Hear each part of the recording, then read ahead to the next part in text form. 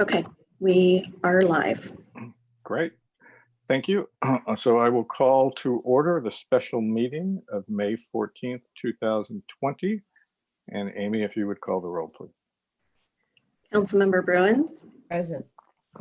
Councilmember Daniels, I believe is absent. He has not joined. Councilmember Middleton, Present. Vice Mayor Miller, Here. and Mayor Slowey. Present. All right, first item is public comment. Do we have any public comment, Amy? No, I do not have any public comment. Okay, you would read the next item, please. The next item is consent calendar item 2. The subject is adopting a resolution reaffirming the current proclamation declaring the existence of a local emergency regarding novel coronavirus. And there's a resolution for council's consideration. Thank you. What's the pleasure of the council? I'll move consent. Second. So we have Bruins move consent, Middleton seconds. Amy, if you would call the roll, please. Councilmember Bruins, Aye. Councilmember Daniels is absent. Councilmember Middleton, Aye. Vice Mayor Miller, Aye. and Mayor Slowey. Aye. Thank you. Next item, please. Next item is public hearing. The subject is hearing on report of costs pursuant to Citrus Heights Municipal Code, Section 50-238, regarding 7210 Greenback Lane. The recommendation is to adopt a resolution confirming the report of abatement costs for property located at 7210 Greenback Lane and ordering the cost to be made an assessment against the property. Okay. Ryan. Yes, good evening, Mayor and members of the council. So for only I believe the second time in the city's history, we're holding a hearing to recover abatement costs. We only do this in the most challenging of cases when our standard code enforcement actions do not accomplish compliance. We have given the property owner a number of opportunities to comply, including notice to be present. All the costs have been accounted for. You'll see in the exhibits and in the presentation you're about to hear, the amount of work that staff has done to get to this point. You do have the authority to pass this resolution to recover all of these costs associated with this matter. The total amount is $105,783.53. By law, another attorney in my firm must do the presentation, so I'm happy to introduce in a moment Veronica Donovan from the Jones and Mayer firm to offer that presentation. My role tonight is to help you with any procedural questions you may have. Like I said, the staff recommendation is to pass the resolution and confirm the report and order the cost, the full cost of the assessment. So I'll pass it on to Veronica, who will share her presentation, and she has Mr. Anderson as her primary witness to provide some information for you. Okay. Welcome, Veronica. Thank you very much. Good afternoon, members of the council. As Ryan said, I'm Veronica Donovan. I'm an attorney with the firm Jones and Mayer, and I'm representing the city of Citrus Heights in this hearing. I wanted to give you a little bit of a rundown of what to expect in my presentation. You should have received a binder of documents. That binder contains several exhibits, which I will refer to throughout my presentation. It contains relevant documents that are important for the confirmation of the report. I have one witness this evening, that is Greg Anderson. I will call him in a minute. I also have a couple of other witnesses should council members have questions about bills in particular. But my intent is to only call Greg Anderson tonight. I'm going to go through the municipal code and the authority that it gives the council members to approve these fees and costs and assess the property. I'm going to talk about the property history. It's an extensive history, and Greg Anderson will also speak to that. We'll talk about the abatement of the property, fees and costs that were incurred, the procedure in the hearing to approve these costs and assess the property, and what council will need to do from there. So I'm going to go ahead and share my screen. I've prepared a PowerPoint. So give me 1 second And I will bring it up. So I would like to call Greg Anderson at this time as a witness for this hearing. Welcome, Greg. Good evening, Mayor and members of the council. Greg Anderson, Chief Building Official. Thank you for being here. As you've stated your name on the record already and your title, and could you tell the members of the council by whom you're employed, just for the record? It's just solely for preparing a record in case this is appealed later on. Proudly by the City of Citrus Heights. And how long have you been employed as the Chief Building Official? 9 years. And we're going to be talking about 7210 Greenback Lane tonight. Are you familiar with this property? Yes, I am. And has the property been problematic in the past for the city? It has been as far back as 2008. Okay. So I'm going to move on to slide 2. This slide depicts the before and after, before the abatement action that was taken by the city, and after. And Mr. Anderson, can you confirm that these pictures do accurately depict what the property looked like before and after the abatement? Yes, they do. So the municipal code provides authority for such an abatement action. That is municipal code. I'm sorry, this should be in presentation mode. The municipal code sections that you see there, they are an exhibit 1 of your binder. And I've put them on the next slides. I don't expect you to read them in full at this moment, but I wanted them to be on the slides just to be able to refer to them. They gave the authority to, like I said, take the abatement action, how the costs can be collected by the city that were incurred due to the abatement action, and recovery of those costs. So we're going to talk a little bit about the history of the property. Mr. Anderson, could you speak to the violations that have existed on the property? Yes. So early on, the violations on the property started from a building standpoint. We had an old commercial building, which used to be a barber shop, that was being occupied as living space by Mr. Petker and a number of tenants, if you may call them that. We received calls from some people that had claimed to be tenants within that space, and they had informed us that he had been making alterations to the building. At such time, we went out to try to make contact with Mr. Petker to verify those claims. We did notice that there was a lot of vehicles on the property and that people were coming and going. The business was actually never opened as a barber shop, even though the sign was in the window as a barber shop. We never had a business license or any type of business at the location. So for a number of years, we were going back and forth with Mr. Petker trying to get access. We actually wrote a notice of violation about the illegal occupancy of the commercial building. He denied access at every point. He informed me multiple times he would never allow any city authorities inside the building without a warrant. So this went on for a couple of years until we started having some code enforcement issues as far as vehicles and motorhomes and RVs and things of that nature that were accumulating on the site. We started having more problems and complaints with the number of people and vehicles on site. We started having graffiti and trash and debris starting to build up. There was always weeds and trees that were a problem. That went on for a couple of years. We finally got the vehicles and the people that were living there finally moved on, and the building at such time became vacant. And it was eventually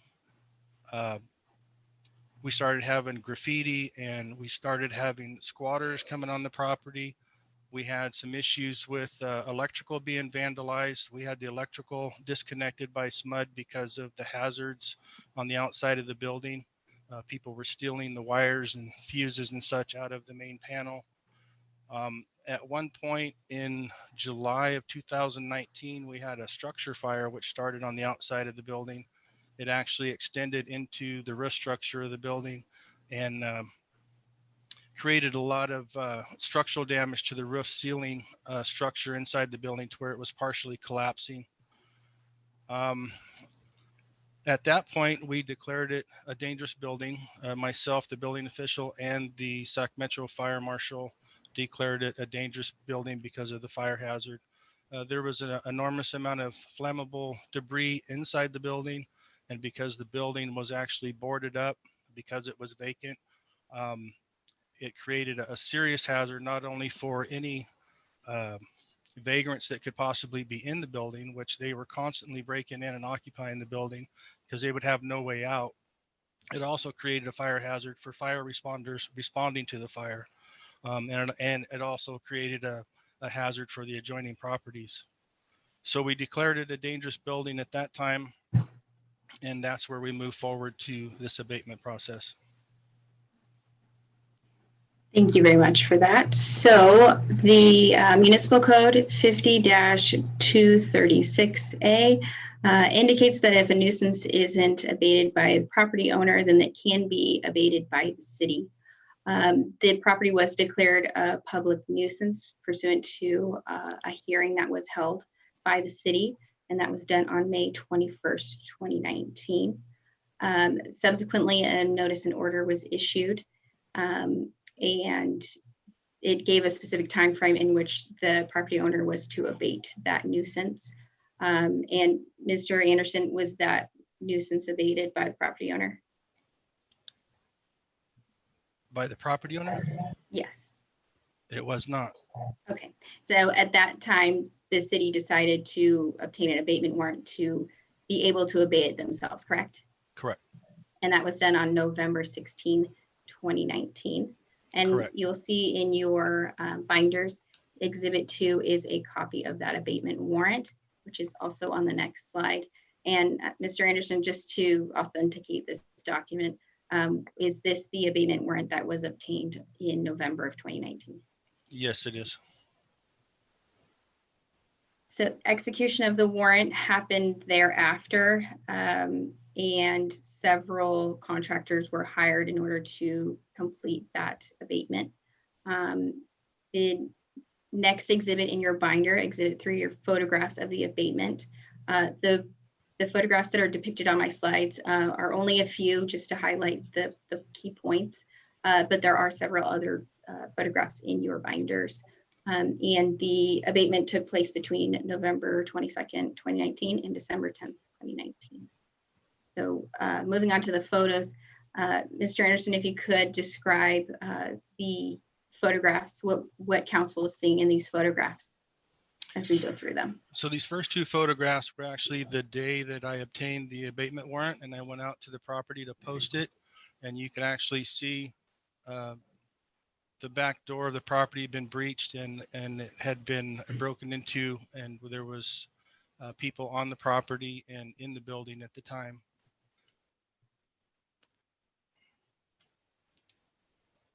And I'm sorry, Mr. Anderson, I was having a little bit of trouble hearing you. So did everybody else, was everybody else able to hear what Mr. Anderson was saying, just so we can step back a moment? I could point Okay. out came one through thing. So clearly. I will move on to the next Let me slide. point out one thing in this picture. Can we go back one, please? Veronica, can you go back one picture? I'm sorry, I'm having trouble with the connection, I think. Okay. Well, what can Okay, we? not a problem. We'll just move on. Yeah, So that's this is the picture on the left is the interior of the building, and you can see above at the top the fire damage to the structure, the roof and the ceiling, and a lot of the debris that is in the building. And the depth of the debris in here, 4 to 5 feet, that was throughout the entire building, and it was pretty much all flammable material. Fire had a very hard time getting in the building and getting around the building to secure it and extinguish the fire. The picture on the right is a picture of the exterior property. It's in the far corner. This was actually under some very overgrown mulberry trees.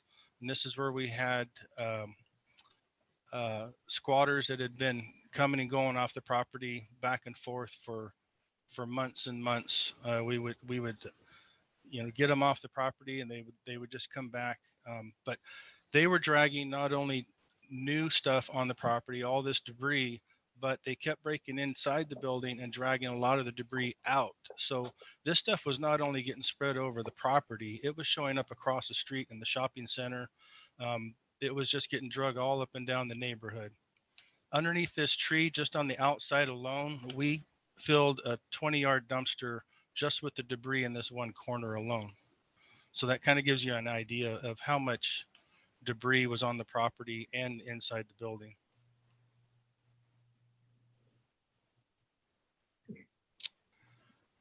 These pictures were probably the second day that the abatement process started.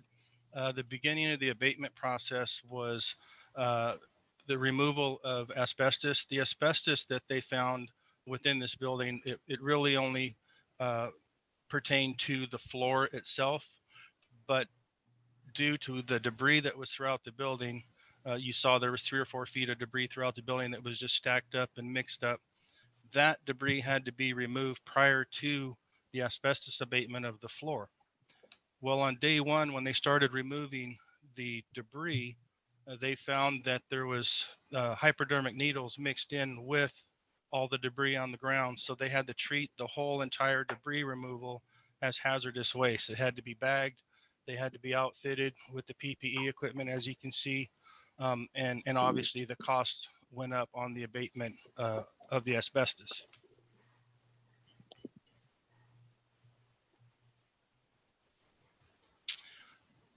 And then lastly, this was the beginning and the end, well, not the end, but the beginning of the demolition of the building. So at this point, all the debris was removed from the inside of the building, asbestos was removed, and they proceeded to demolish the building.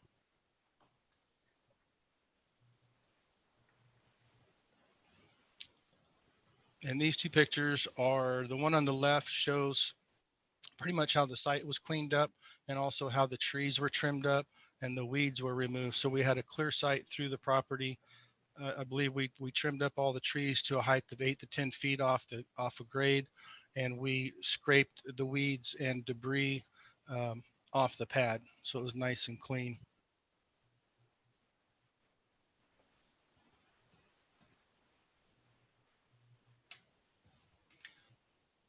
And this was just sweeping off the final dirt that was left on the parking lot. The only thing that was left was the paving. We left that intact so we could mitigate any erosion control onto the public sidewalk and gutter.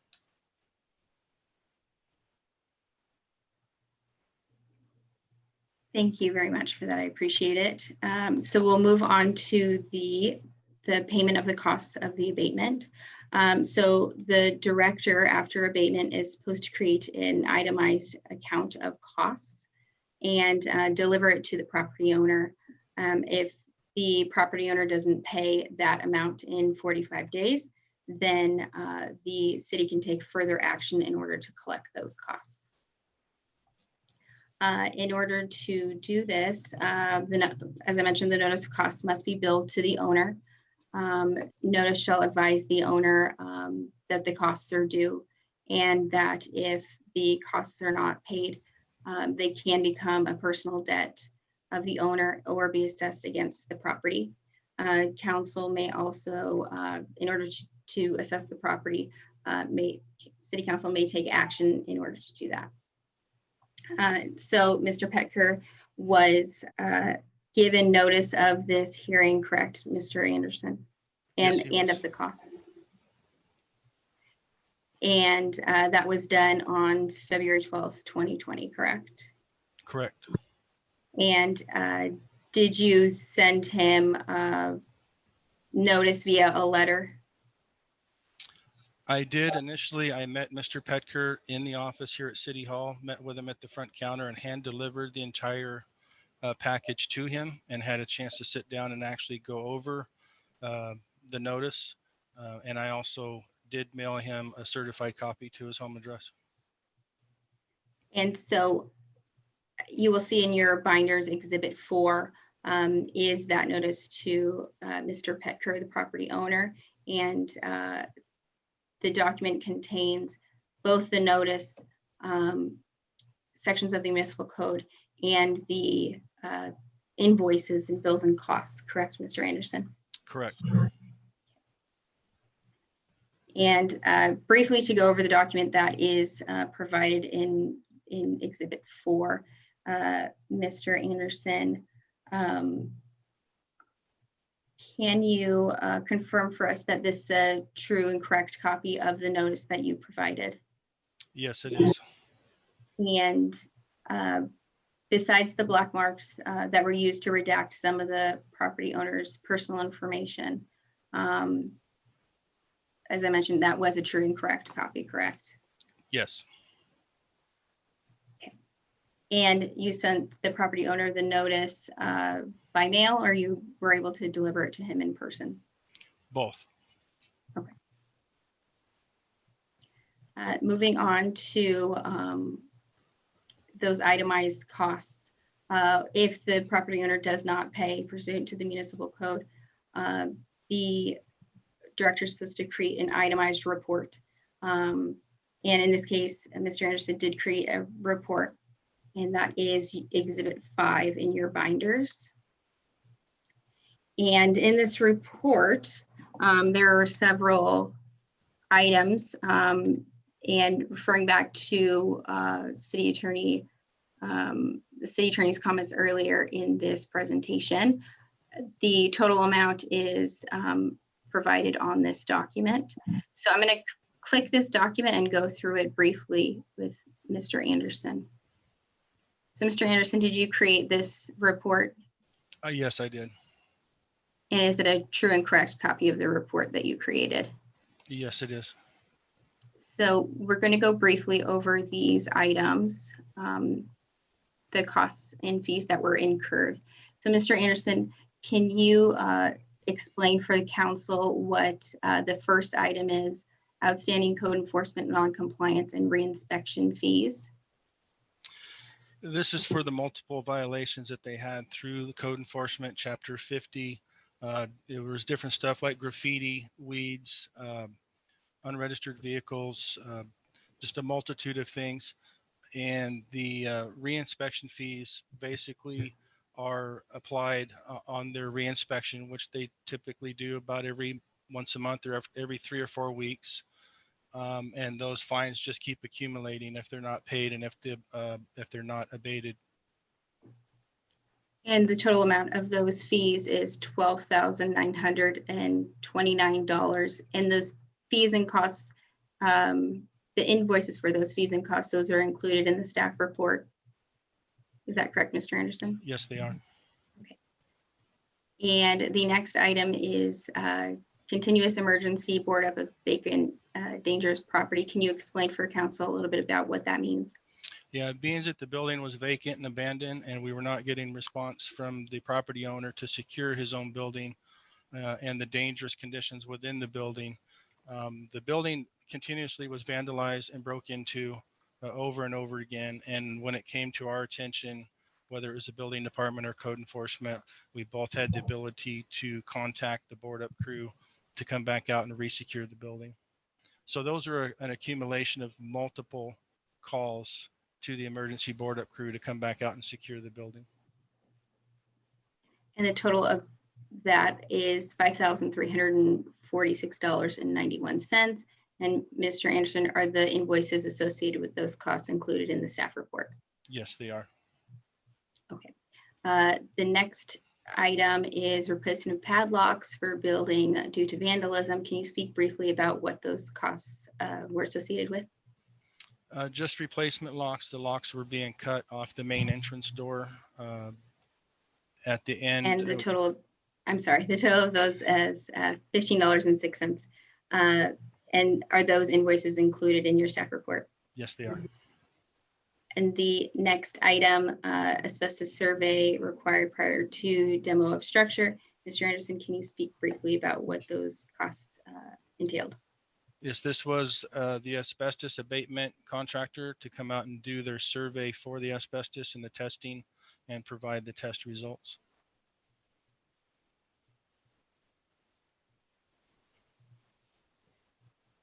And the total cost of that was $994.75. And Mr. Anderson, is that part of your staff report? Yes, it is. And the next item, arborist report. Can you speak a little bit about that? This was an inspection of the trees by our arborist to come out and do a review and a summary prior to the tree trimming. And the total of that report was $337.65. And Mr. Anderson, the invoice associated with that, are those included in your staff report? Yes, they are. And the next item, tree trimming services. Mr. Anderson, could you speak briefly about that? The tree trimming services were for the day that the tree trimming service actually came out and trimmed all the trees on the property, according to the arborist report. And Mr. Anderson, the invoices for those fees and costs that are associated with that, is that included in your staff report? Yes, it is. And the next item, parking fees at Sacramento County Courthouse. Mr. Anderson, can you speak briefly about that, please? This was for the few trips that I made to Sac Superior Court to obtain the inspection warrant and the abatement warrant. And the total for that was $10.50. And Mr. Anderson, the invoices associated with that cost, are those included in your staff report? Yes, they are. And the next item, demolition of structure and debris removal from the property. Mr. Anderson, could you speak briefly about that, please? Yeah, this was the contract price for the demolition and removal of the structure and the clearing of the property.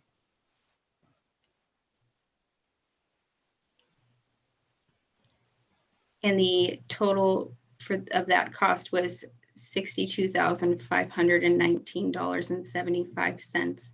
Mr. Anderson, the bill associated with that demolition of the structure, is that included in your staff report? Yes, it is.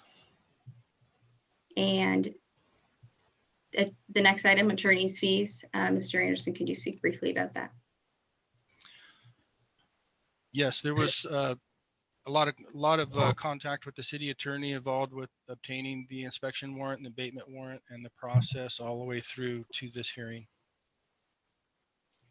And the total for that cost was $8,025.32. And Mr. Anderson, the invoices associated with that cost, was that included in your staff report? Yes, it is. And finally, city staff labor costs. Mr. Anderson, could you speak briefly about that? Yes, this is a total accumulation of all the city staff that were involved in the efforts of the abatement of this property. And it was pretty detailed, being that this abatement process went over a period of years. So this was each individual was calculated based on their fully loaded calculated rate at that time. Like I said, there was different years, so it was pretty detailed to have to go back and get those figures. But this is all the staff that was hands-on with the abatement of this project. And the total amount of city staff labor costs was $13,450.51. And Mr. Anderson, the invoices associated with that cost, are those included in your staff report? Yes, they are. So I'm going to go back to the PowerPoint at this time. And the next item I'd like to discuss is the hearing of costs of abatement. That is what we're holding today. There are several requirements that go along with holding this hearing, several items that the city has to complete in order to successfully and legally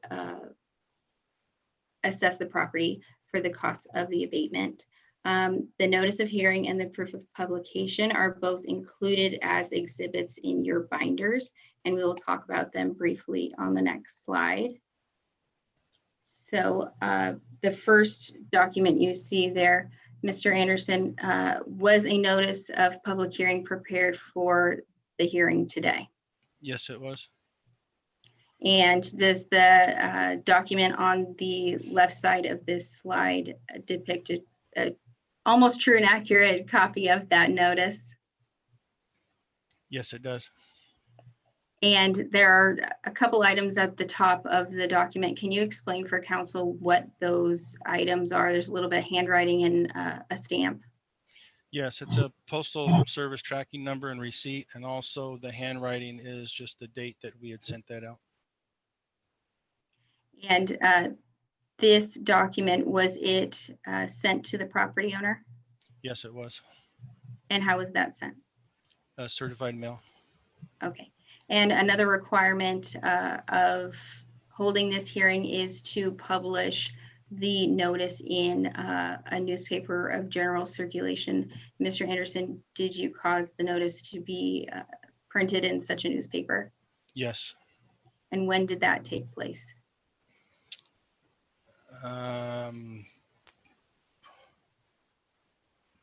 Was it at least 10 days before the hearing? It was definitely 10 days before the hearing. And did you send notice to the property owner at least 10 days before the hearing as well? Yes, we did. So at this time, council shall consider the evidence that's presented to them, including the report and any objections or protests. City council may make revisions or corrections or modifications to the report. And then by motion, you will confirm the report. Again, staff's recommendation is to confirm the report as presented. And in doing so, the city will cause the property to be assessed by that total amount previously stated, and it would become a personal debt of the property owner, Mr. Petker.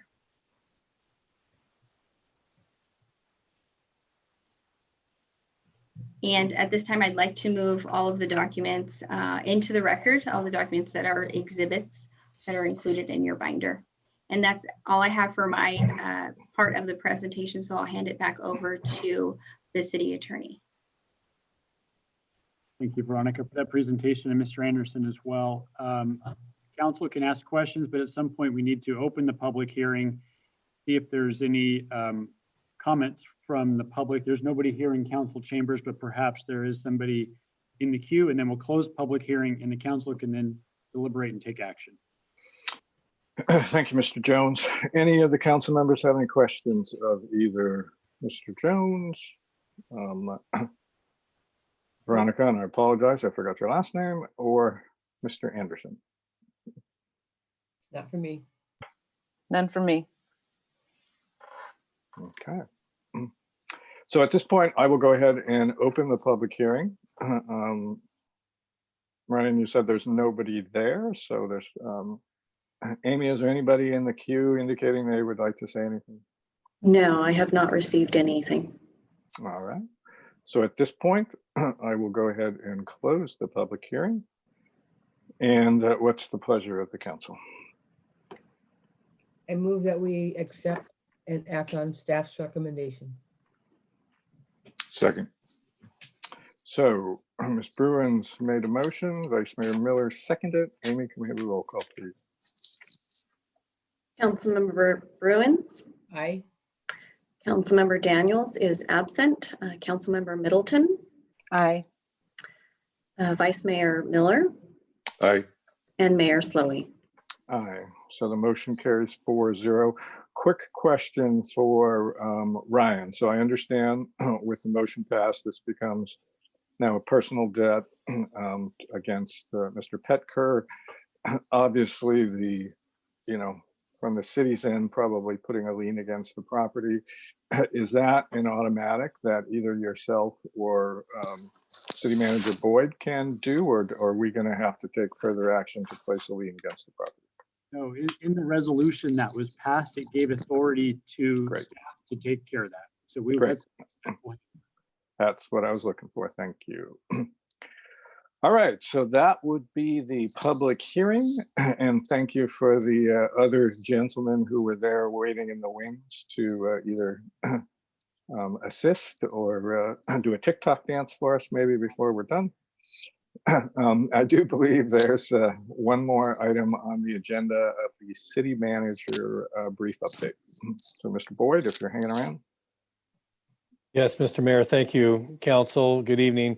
I did want to provide a brief report, really an announcement on a program that we have begun here in the city to help our businesses. As you know, all of the council members and all of the staff and really all of us during this crisis have been trying very hard to, figure out ways to make it better. This has been, a struggle for our business community to proportions that we have never seen. And there is a program that has become available from the federal government through FEMA, being funneled through the state department, Cal OES, and then distributed down to local governments. Local governments have the ability to opt into this program.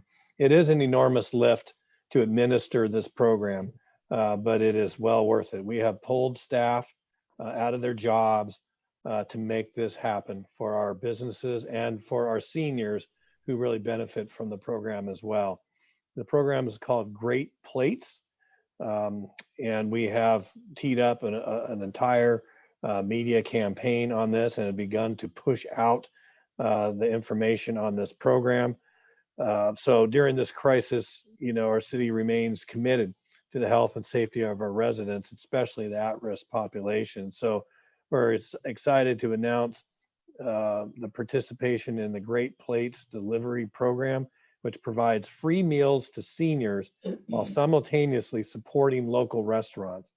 This program will provide 3 meals a day to seniors through local restaurants, only restaurants in Citrus Heights that are struggling because of COVID.